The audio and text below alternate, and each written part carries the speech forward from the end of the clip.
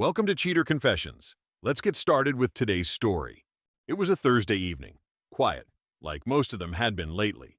Nancy was upstairs doing her makeup, calling out over her shoulder while checking her reflection.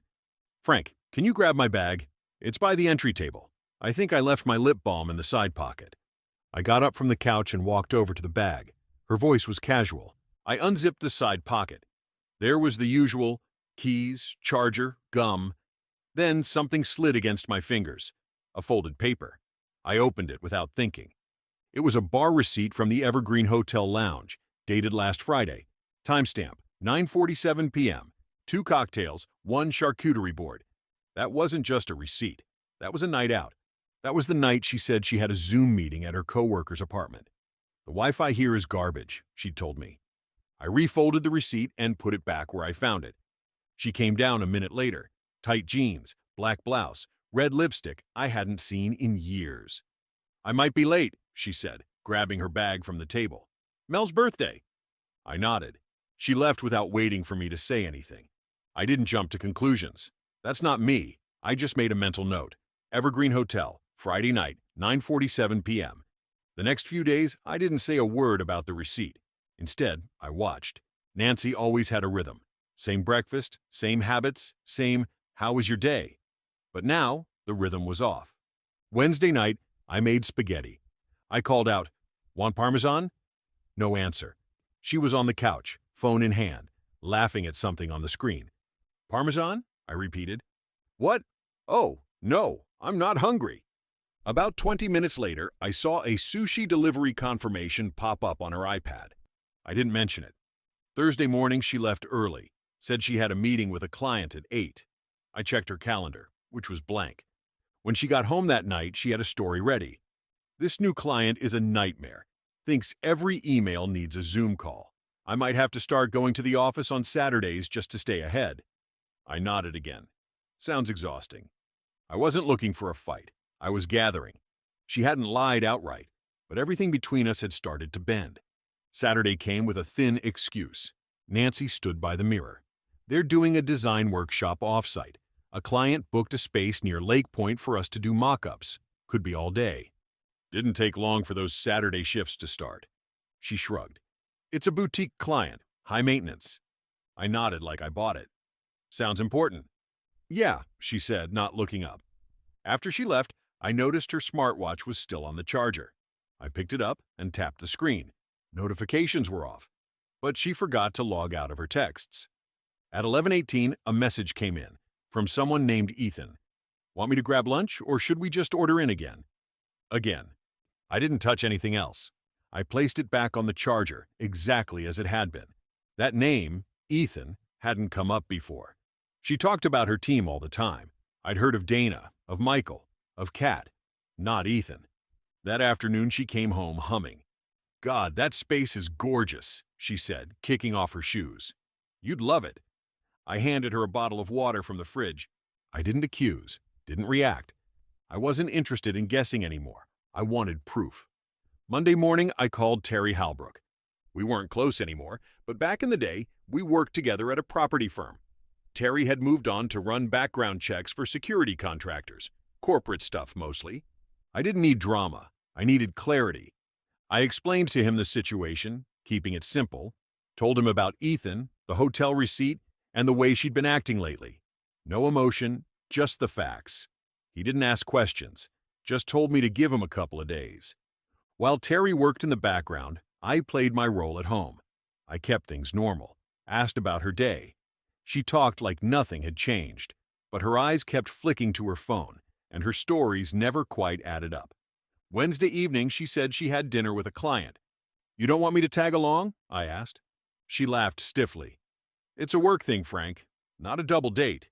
"Right." She left at 7:15. At 8:30, Terry texted, "Check your email. Just sent something."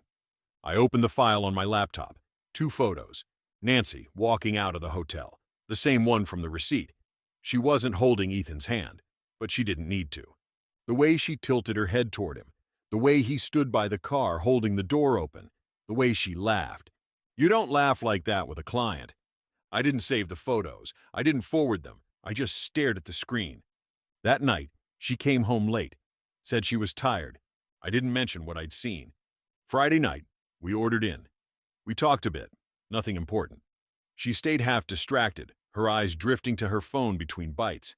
When it buzzed on the table, she picked it up quickly, tapped a reply, then stood up. "That's my ride." I blinked. "Ride?" "Yeah, I told you. Dana's friend is playing at some rooftop bar tonight." She grabbed her purse and walked out without waiting for my reply. When the car pulled away, I waited 2 minutes, then grabbed my keys and followed. She wasn't at a rooftop bar. She was at Revo, a restaurant with low lighting. I spotted her across the street standing outside near the entrance with Ethan. They were hugging. Not long, not dramatic, but close, familiar. Then she smiled. That smile said everything. I took out my phone and snapped a photo. Just one. Enough. They went inside. I didn't follow. I just stood there, my hands in my coat pockets. No anger, just a kind of silence inside me. When I got home, I sat for a long time. Not thinking exactly, just letting the weight of it settle. I didn't know exactly what I'd do yet, but I knew I wasn't going to yell. I wasn't going to chase the truth anymore. I was going to give her the chance to say it, on her own. Saturday morning was quiet. I let her sleep in. As she slept, I printed the photo I'd taken of her and Ethan hugging outside the restaurant. Later, while she sat on the couch scrolling through her phone, I placed it on the coffee table in front of her. She stared at it, without touching. "How long?" I asked. Her voice was barely above a whisper. "Frank, it's not what you think." I sat down opposite her. "Then tell me what it is." She looked at the photo again. "We've been distant. I didn't mean for it to go this far. It was just—" "Was?" I cut in. Silence. I leaned back. "I'm not here to argue, or yell. I just wanted you to say it. Out loud." Tears came, quiet ones. She finally reached for the photo, held it like it might dissolve if she stared long enough. "Are you leaving?" she asked. "I'm already gone." I stood, went upstairs, and grabbed my bag. Didn't need much, just the essentials. I'd packed it earlier. As I stepped toward the door, she followed. "Frank, wait. Please, can we talk?" I turned, looked her in the eyes. We just did. And I left. I stayed at a small rental across town, just a clean and quiet place where no one asked questions. On Monday morning, I filed for divorce. No delays, no theatrics, just the next step. We didn't fight over anything. I let her keep the house. I didn't want anything from her, just paperwork. And finally, peace. Nancy called a few times, left voicemails and texts, but then she stopped. I focused on work, took the quiet as a chance to start my own firm, something small, manageable. It wasn't glamorous, but it gave me purpose. Weeks turned into months, and months became years. 15 years passed like this. I moved twice, changed cities once, grew the business, kept my circle small. I never remarried. A few quiet relationships came and went, but nothing stuck. Maybe I wasn't built for that again. The silence didn't bother me. It wasn't lonely. It was useful. I hadn't heard Nancy's voice in 15 years. Then, one afternoon, she left me a voicemail. "Frank, I know this is sudden, but we need to talk. It's serious. Please, just one meeting." No explanation, no detail. I almost ignored it. But something in her voice didn't sound like regret. It sounded like fear. I met her the next evening at a quiet cafe. She was already there when I walked in, sitting at a corner table. She looked thinner, older, worn in the eyes. She stood when I got close. "Thank you for coming." "Make it quick," I said. She sat down again, hands shaking slightly. Then she reached into her bag and pulled out a folder. "I don't know how to ease into this, so I'm just going to say it." She slid the folder across the table. "You have a daughter, Frank. Her name is Ava." I didn't move, didn't touch the folder. "What?" I stared at her. "You never told me." "I didn't know how," she said. "At first I was angry, then ashamed. And after that, I convinced myself it was easier to raise her without dragging you into it." I opened the folder slowly. A birth certificate sat inside. Ava Margaret Sullivan. Mother's name, Nancy Sullivan. Father's name, Frank Hayes. I looked at my name typed next to hers. No signature, no warning, just the truth. 15 years late. "She's been having health problems," Nancy said. "Dizzy spells, chest pain. They think it's genetic. They need your medical history, maybe more. I looked at her flat. Now you need me? She didn't argue. She asked about you, she added. I told her the truth, that you didn't leave her. I kept you out. I closed the folder. You stole 15 years from me, I said. I know, she whispered. She wants to meet you. I stood up slowly. Where is she? Nancy swallowed. Room 234, East Wing, second floor. I didn't say anything else, just walked past her and out the door. I had no idea what I'd say. I only knew I needed to be there. Outside the room, I paused. The door was cracked open. I knocked lightly, then pushed it wider.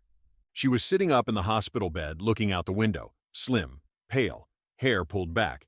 She turned when she heard me. You're Frank, she said. I nodded. Yeah, I'm your father. She didn't say anything, just looked at me, like she was still trying to decide if she wanted this moment to happen. I stepped closer. Your mom said you weren't feeling well. They're running tests, she told me. I'm here to help, whatever you need. She nodded once, quietly. Thanks. A pause. Then she asked, Did you know about me? I shook my head. No, I didn't. Would you have stayed if you had? I looked her in the eyes. Yes. She looked down at her hands. Her voice was smaller now. She said you didn't want to be in my life. She was wrong. Ava didn't cry. She didn't hug me. But she scooted over a little, motioning toward the chair. You can sit if you want. I sat down, and for the next few minutes, we just talked. Nothing deep. She told me she liked drawing, hated math, asked if I liked dogs. It wasn't emotional. It wasn't dramatic. It was real. Outside the room, Nancy was waiting. She let you in? She asked. Yeah. Nancy looked like she might cry. I didn't wait for it. I'm staying, I said. Not for you, for her. She nodded. We didn't talk much about the past. Ava didn't ask why I left or why I hadn't been there before. She already knew the answer. And maybe for her, the fact that I showed up now said enough. Nancy was quiet and careful. She didn't try to force anything. One night, she stopped me in the hallway outside Ava's hospital room. I know I took that choice from you, she said. About being a father. I don't expect forgiveness. I've lost too much time already. I'm not wasting any more on what could have been, I said. Nancy nodded, swallowed hard, and walked away. Ava was discharged 2 weeks later.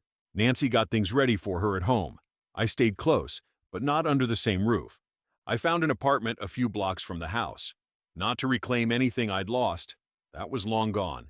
I came back to be near my daughter, to spend time with her, to learn who she was becoming, and let her learn who I really was. Slowly, quietly, day by day. I ran the business remotely, scaled things down to make room for what mattered. 15 years ago, Nancy didn't need me. Now, 15 years later, it turns out someone still needed me. Not the woman who lied, not the version of me that left, but a daughter I never knew I had, standing in the middle of something I didn't cause but could still show up for. And I did, not to fix the past, not to take back what's already gone. Sometimes the best way to make peace with what's behind you is to show up for what's still ahead. That's the choice I made. That's the peace I earned. Thank you for watching.